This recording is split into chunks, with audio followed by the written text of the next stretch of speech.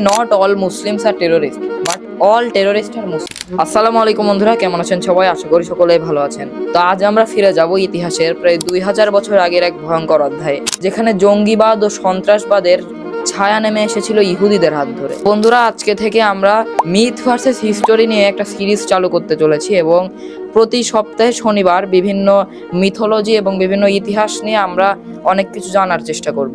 আজকের পর্বে আপনাদের স্বাগত। তো বন্ধুরা, বর্তমানে পশ্চিমারা একটি ধারণা প্রচার করতে থাকে, সেটা হচ্ছে not all Muslims are terrorist but all terrorist are Muslim. এই কথাটা যে কত যুক্তিহীন এবং ভিত্তিহীন, এই সিরিজের মাধ্যমে আশা করি প্রমাণ পেয়ে যাবে। সময়টা 66 খ্রিস্টাব্দ, জায়গা জেরুজালেম। রোমানরা তখন শাসন করছে পুরো বিশ্ব।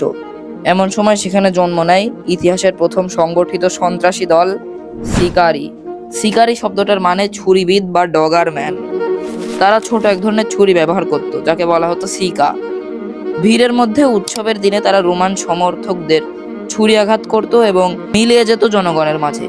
তাদের উদ্দেশ্য ছিল রোমান শাসনের বিরুদ্ধে ভয় সৃষ্টি করে জনগণের মাঝে বিদ্রোহ সৃষ্টি করা।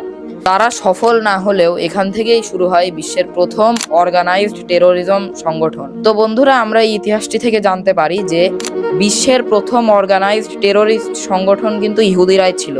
কিন্তু এই ইহুদিরাই কিন্তু অপপ্রচার চালাচ্ছে, মুসলিমরা টেরোরিজম সৃষ্টি করেছে।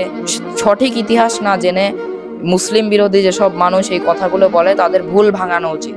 তো বন্ধুরা, দেখা হবে পরের পর্বে। Thanks for watching.